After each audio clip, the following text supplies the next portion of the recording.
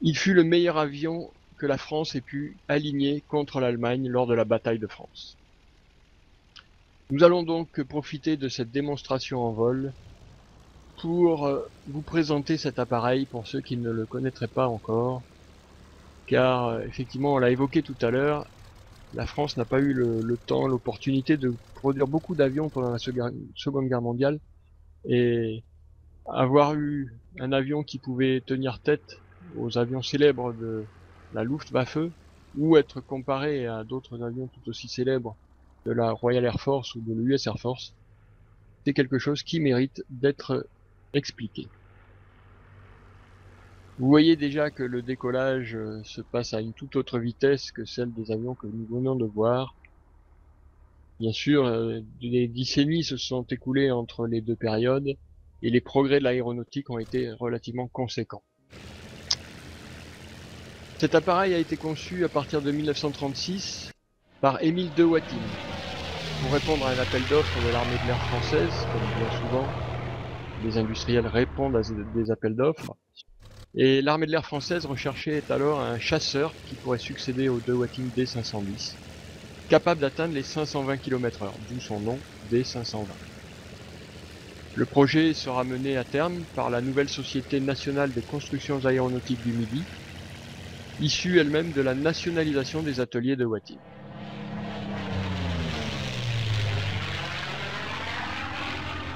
Trois prototypes ont été construits. Le premier qui vola pour la première fois en octobre 1938. C'est presque un anniversaire aujourd'hui.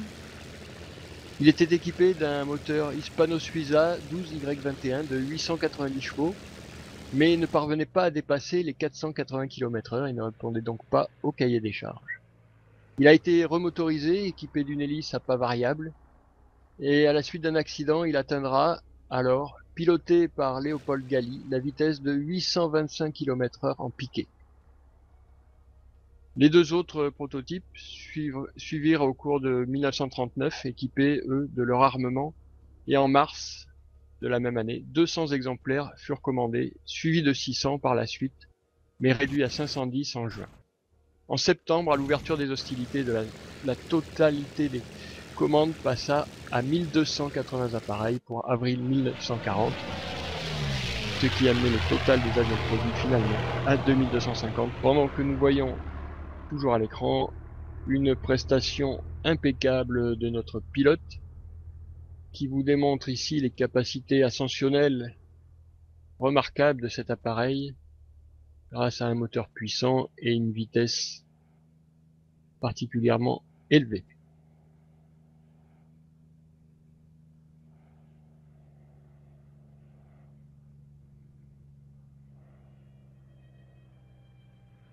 Le D520 était équipé de 4 mitrailleuses Mach 34 dans les ailes, approvisionnées à 675 coups, ainsi que d'un canon de 20 mm HS404 avec 60 coups tirant à travers l'axe de l'hélice.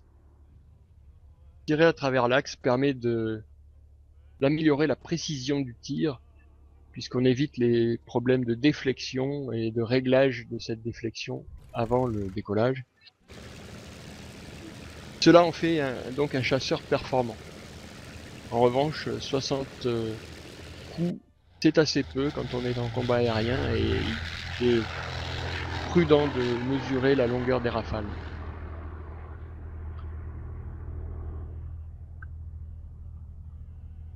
Cet appareil commença à équiper l'armée de l'air à partir de janvier 1940, mais ne fut véritablement opérationnel qu'à partir du 13 mai.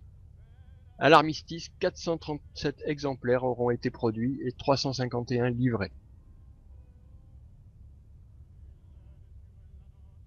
Bien qu'un peu moins rapide que le Messerschmitt Bf 109, il était plus maniable et fut l'un des seuls appareils capables de lui résister en mai-juin 40, durant la bataille de France.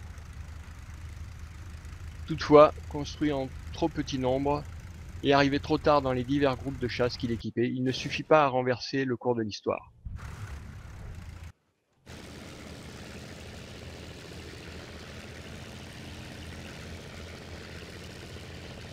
Le de Watine continue ses évolutions, vous montrant toujours ses capacités manœuvrières, sa finesse et son agilité.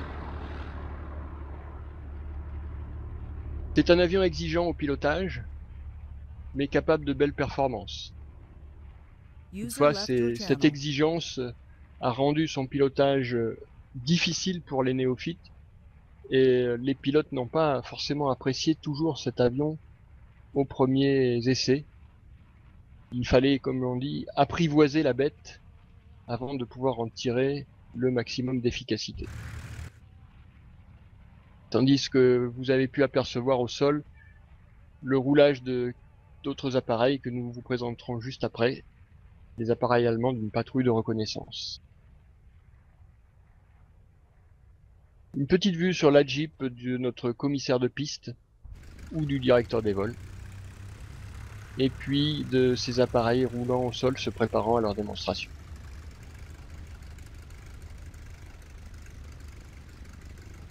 Et revenons un petit peu à l'histoire de ce Dewatin D520 qui vous est présenté aujourd'hui, et à ce modèle en particulier, qui était affecté au groupe de chasse 3-7 le 24 juin 1940. Sa particularité, si l'on peut dire, c'est qu'il n'a participé à aucun combat, et qu'après une période de stockage, on le retrouve au groupe de chasse 1-2 posé train rentrée lors d'un vol de convoyage vers Istres. Il a donc été remis en état en 1946 et il sera affecté à la base école de Tours. Il passe ensuite à Châteauroux et il est réformé en mars 1950, 5 ans donc après la fin de la guerre. Coup de chance pour lui, il est directement donné au musée de l'air qu'il exposera à l'abri, à Meudon.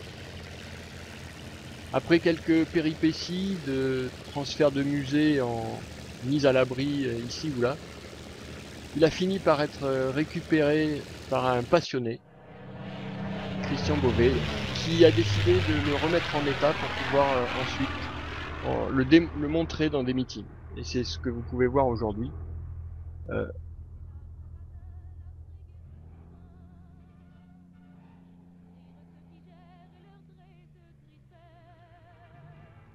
Et donc, je disais, cet incident malheureux qui a conduit finalement cette démonstration finalement à un accident. Donc, c'est terminé par la mort tragique de son pilote en juillet 1986.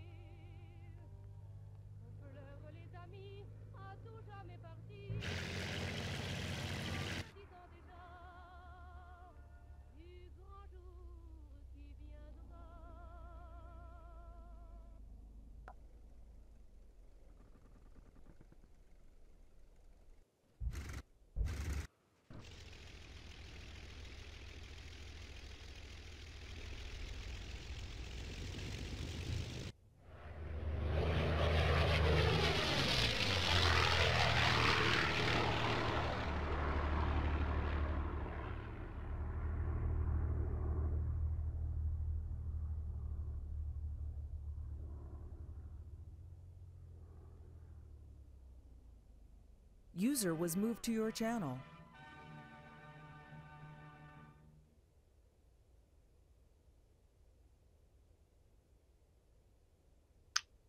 Après une petite interruption de notre commentaire, veuillez nous en excuser. Suite à un petit problème technique, me revoilà. Et donc nous allons reprendre le cours normal de cette démonstration, maintenant que la partie musicale fonctionne.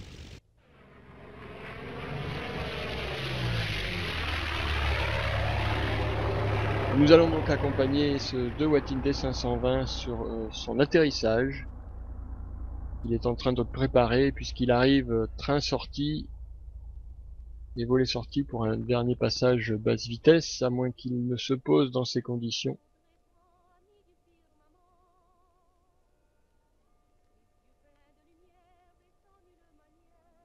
l'atterrissage étant toujours la phase la plus délicate du retour au sol, mais la manœuvre est maîtrisée par son pilote.